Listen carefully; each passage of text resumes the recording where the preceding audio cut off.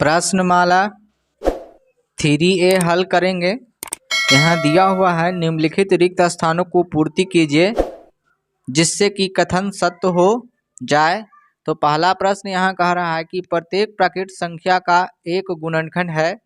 तो देखिए यहाँ पे 5 प्रश्न दिया हुआ है, तो अभी हम यहाँ पे पढ़ेंगे और बाकी सभी प्रश्नों को हल करेंगे। यहाँ देखिए 2 नंबर प्रश्न में कहता है कि 21 और 26 के बीच 5 का प्रत्यय क्या होगा। तो आइए इस प्रश्न को बारी बारी से करते हैं। पहला प्रश्न कहता है कि प्रत्येक प्राकृत संख्या का गुणनखंड क्या होता है। तो इस प्रश्न का जो उत्तर होगा वो 1 होगा, क्योंकि प्रत्येक प्राकृत संख्या का एक गुणनखंड स्वयं 1 होता है। देखिए 2 नंबर प्रश्न कहता है यहाँ पे कि 21 और 26 के बीच स्थित 5 का प्रत्यय क्या होगा। तो देखिए 21 और 26 के जो है बीच में अप्रत्यय जो है वो 25 होगा, क्योंकि 5 का प्रत्यय जो है 25 होता है। तो यह इसका आंसर जो है 25 हो जाएगा। तीसरा प्रश्न देखिए, तीसरा प्रश्न में कहता है किसी संख्या का सबसे छोटा गुणनखंड कौन होता है। तो किसी भी संख्या का सबसे छोटा गुणनखंड जो है वो 1 होगा। आइए यहाँ पे चौथा नंबर प्रश्न देखिए। चौथा नंबर प्रश्न कहता है यहाँ पे कि किसी संख्या का सबसे बड़ा गुणनखंड क्या होता है और किसी संख्या का सबसे छोटा अप्रत्यय क्या होता है। तो ये दोनों प्रश्न हम चौथा और पांचवा देखेंगे। तो इसमें कहता है कि किसी संख्या का सबसे बड़ा गुणनखंड जो होता है वो स्वयं होता है, तो इसका स्वयं लिखेंगे। और पांचवा नंबर प्रश्न कहता है कि किसी संख्या का सबसे छोटा अप्रत्यय क्या होता है। तो किसी भी संख्या का सबसे छोटा अप्रत्यय वो स्वयं होता है, तो इसका आंसर जो है स्वयं ही लिखेंगे। आइए 2 नंबर प्रश्न को देखिए। यहाँ 2 नंबर प्रश्न दिए रहा है, कहता है कि निम्नलिखित संख्याओं के सभी गुणनखंड लिखिए। तो यहाँ 42, 81, 19, 72, 30, 54, 46 है। तो इस सभी प्रश्नों को हम सभी का गुणनखंड लिखेंगे। आइए पहले प्रश्न को देखते हैं। देखिए यहाँ पे 42 का गुणनखंड निकालेंगे। तो 42 कौन कौन से पहाड़ा में आता है। तो देखिए 42 का जो गुणनखंड है वो यहाँ पे 1 पहाड़ा में आता है, 1 का में आता है। 2 से किस किस से गुना करने पर जो है 42 आ जाएगा। तो देखिए 1 से करेंगे तो भी 42 आएगा, 2 से करेंगे, 3 के भी पहाड़ा में आता है, 3 से गुना करेंगे 14 तिया 42। फिर यहाँ 4 के पहाड़ा में 42 नहीं आता है, 5 के पहाड़ा में भी नहीं आएगा, 6 में आएगा, 7 में आएगा, 8 में नहीं आएगा, 9 में भी नहीं, 10, 11, 12, 13, 14 में भी आएगा, 14 के बाद 21 में आएगा, और उसके बाद जो है 42 के पहाड़ा में 42 आएगा।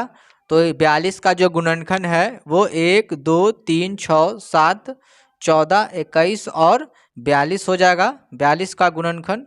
तो गुणनखंड क्या होता है, देखिए गुणनखंड कहता है कि किसी भी संख्या को, गुणनखंड क्या कहता है कि जब 2 या 2 से अधिक, यहाँ दिया हुआ है जब 2 या 2 से अधिक संख्या को एक साथ गुना किया जाए तो एक गुणनफल प्राप्त होता है। इन संख्याओं में प्रत्येक को उस गुणनफल का एक गुणनखंड कहते हैं। तो 2 संख्या को जब हम गुना करेंगे आपस में तो वो जो एक गुणनफल प्राप्त होगा उसी को हम क्या कहेंगे, गुणनखंड कहेंगे। आइए दूसरे नंबर प्रश्न को देखते हैं। यहाँ पे 2 का पहला 42 था। दूसरा प्रश्न देखिए, 2 का जो प्रश्न है यहाँ पे 81 दिया हुआ है। तो 81 का गुणनखंड निकालेंगे। तो 81 का जो गुणनखंड होगा, देखिए 1 के पहाड़ा में आएगा 3, और फिर 9 में आएगा 81, 9 नमा 81 होता है। फिर देखिए उसके बाद यहाँ 27 के पहाड़ा में आएगा और जो है 81 में आएगा। तो इसका 81 का गुणनखंड 1, 3, 9, 27 और 81 हो जाएगा। आइए तीसरे प्रश्न में देखें। तीसरा प्रश्न जो है 19 बोल रहा है, 19 का गुणनखंड निकालेंगे। तो 19 जो है 19 1 पहाड़ा में आता है और सिर्फ जो है 19 में ही आएगा। तो 19 का गुणनखंड जो है 1 और 19 हो जाएगा। चौथा प्रश्न है 72, तो 72 का गुणनखंड निकालेंगे। तो देखिए 72 कौन कौन पहाड़ा में आता है, तो 72 का गुणनखंड निकालेंगे तो 1 में आता है, 2 में आता है, 3 में भी आता है, 4 में आता है, 6 में आता है और 8 में आता है, 9 में आता है, 12 में आता है, 12 छक 72, 18 का पहाड़ा में भी आता है क्योंकि उसके बाद और कोई पहाड़ा में नहीं आता है। फिर देखिए 24 पहाड़ा में आता है, 24 का में आता है, फिर 36 दूनी 72 होता है और लास्ट में जो है 72 के पहाड़ा में यानी टेबल में 72 से गुना करने पर, 1 में 72 से गुना करने पर 72 आ जाएगा। तो 72 का गुणनखंड ये हो जाएगा। आइए यहाँ पे 5वें नंबर प्रश्न देखें। 5वें नंबर में कहता है कि 30 का गुणनखंड बताइए। 30 का गुणनखंड निकालना है। तो 30 का गुणनखंड देखिए 1 आएगा, 2 आएगा, 3 आएगा, 4 नहीं आएगा, 5 आएगा, 6 आएगा, 7 नहीं, 8 नहीं, 9 नहीं, 10 नहीं, 10 30 आ जाएगा, 10 में आ जाएगा 30 और 11 15 आ जाएगा। फिर उसके बाद और जो है 30 में आएगा तो 30 का गुणनखंड 1 2 3 5 6 और 10 15 और 30 हो जाएगा। छठे नंबर प्रश्न देखते हैं। छठा नंबर प्रश्न कहता है 54 का गुणनखंड निकालना है। तो 54 कौन कौन से पहाड़ा में आएगा, तो देखिए 54 जो है 1 में, 2 में आएगा, 3 में भी आएगा, 3 और फिर 6 में आएगा, फिर 9 में आएगा, फिर 9 के बाद 10 में नहीं आएगा, न 11 में, न 12 में, न 13 में, 18 में आएगा। 18 के बाद यहाँ पे देखिए उसके बाद 27 में आएगा, फिर 27 के बाद यहाँ 54 और 27 के बाद जो है 54 के पहाड़ा में आएगा। तो 54 का गुणनखंड 1 2 3 6 9 18 27 और 54 हो जाएगा। 7वां नंबर में दिया हुआ है 46, तो 46 का निकालना है गुणनखंड। तो देखिए 46 कौन कौन से पहाड़ा में आता है, तो 46 1 में आता है, फिर 2 में आएगा, 23 दूनी 46, फिर 23 में आएगा और उसके बाद जो है 46 में ही आएगा। तो 46 का गुणनखंड हो जाएगा 1 2 23 और 46 हो जाएगा इस प्रश्न का उत्तर। आइए तीसरे नंबर प्रश्न। तीसरा नंबर प्रश्न कहता है कि निम्नलिखित संख्याओं के प्रथम 7 गुणज लिखिए। तो निम्नलिखित संख्या 6 4 12 19 30 है, तो इस सभी का हम गुणज निकालेंगे। तो प्रथम 7 गुणज निकालेंगे। तो आइए प्रश्न को देखते हैं। देखिए यहाँ पे 6 का प्रथम 7 गुणज निकालना है, तो जितना गुणज बोले उसका पहाड़ा लिख देना है। तो यहाँ पे 6 का प्रथम 7 गुणज है, तो 6 का पहाड़ा 7 बार लिखेंगे। तो देखिए यहाँ पे 6 का 6, 6 दूनी 12 होता है, 6 तिया 18, 6 4 के 24, 6 पचे 30, 6 1 36 और 6 सत्ते 42। तो यहाँ पे 42 लिखेंगे। तो देखिए यहाँ पे जो है 6 12 18 24 30 36 और 42 जो है 6 का प्रथम 7 गुणज हो जाएगा। 1 2 3 4 5 6 7 हो गया। उसी प्रकार से फर्स्ट नंबर प्रश्न था। सेकंड नंबर प्रश्न कहता है यहाँ पे 4 का प्रथम 7 गुणज निकालना है। तो 4 का पहाड़ा 7 बार लिखेंगे। देखिए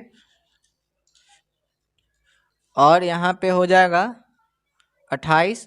तो 4 8 12 16 20 24 और 28 जो है 4 का प्रथम 7 गुणज हो जाएगा। आइए प्रश्न संख्या जो है 3 देखते हैं। 3 का तीसरा प्रश्न 12 का पूछ रहा है। तो 12 एकम 12 हो जाएगा, 24 36 48 60 72। यहाँ पे देखिए 1 2 3 4 5 6 और 7 गो पूछ रहा है प्रथम 7, तो और यहाँ 84 हो जाएगा। तो 12 24 36 48 60, 72 और 84 जो है यहाँ पे 12 का प्रथम 7 गुणज हो जाएगा। चौथा प्रश्न देखिए, चौथा प्रश्न इसमें 19 का पूछ रहा है। तो 19 का प्रथम 7 गुणज निकालेंगे। देखिए 19 का निकालेंगे तो 19 में आ जाएगा 19, 38, 57, क्योंकि पहाड़ा में आता है 7 मरते पहाड़ा लिख देना है। 19 का पहाड़ा प्रथम 7 गुणज निकालना है तो 19, 38, 57, 76 और 95 आ जाएगा और 114 आएगा और 133 हो जाएगा। इस प्रश्न का उत्तर 19 का प्रथम 7 गुणज, 19 का पहाड़ा 7 बार लिख देना है। फिर आइए यहाँ पे 5 नंबर प्रश्न देखते हैं। 5 नंबर प्रश्न में 30 का निकालना है। तो 30 का निकालेंगे तो 30 एकम 30, 60, 90, 120, फिर 150, फिर यहाँ पे 180। देखिए 1, 2, 3, 4, 5, 6 और यहाँ पे और 210 जो है यहाँ पे 210। 30 का प्रथम जो है 7 गुणज हो जाएगा। यहाँ पे देखिए 30, 60, 90, 120, 150, 180 और 210 जो है 30 का प्रथम 7 गुणज होगा। तो इस प्रकार से हमने 3 नंबर प्रश्न को हल कर लिए हैं। आइए अगले प्रश्न को देखते हैं। देखिए 5 नंबर प्रश्न कहता है, 4 नंबर 3 तक हम लोग कंप्लीट कर चुके हैं। 4 नंबर प्रश्न में कहता है 8 के सभी गुणज ज्ञात कीजिए जो 100 से अधिक और 200 से छोटा होगा। तो यानी 100 से अधिक और 200 से छोटा को 8 का गुणज हमको लिखना है। तो आइए इस प्रश्न को देखते हैं। 4 नंबर प्रश्न में लिखेंगे 8 का गुणज जो 100 से अधिक और 200 से कम होगा। तो देखिए यहाँ पे 104 हो जाएगा।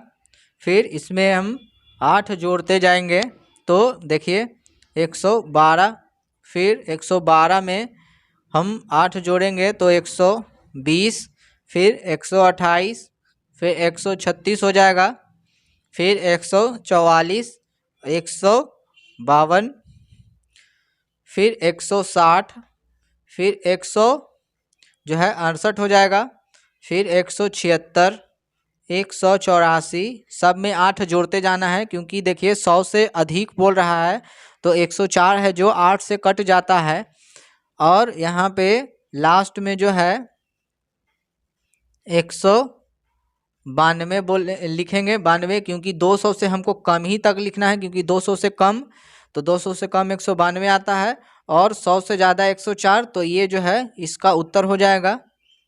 आइए 5वें नंबर प्रश्न देखते हैं। 5वां नंबर प्रश्न जो है 5वां नंबर का पहला प्रश्न कहता है, यहाँ पे देखिए 70 के उन गुणनखंड, यहाँ पे लिखिए 70 के उन गुणनखंड को लिखिए जिनका अंतर जो है 2 है। तो देखिए 70 का उस गुणनखंड को लिखेंगे। गुणनखंड देखिए 5 का पहला बना रहे हैं।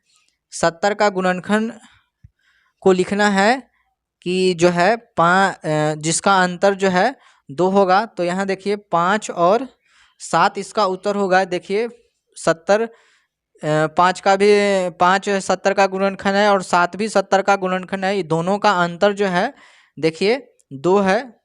तो इसमें घटाएंगे तो देखिए 7 में से 5 घटा देंगे तो अंतर 2 का आ रहा है।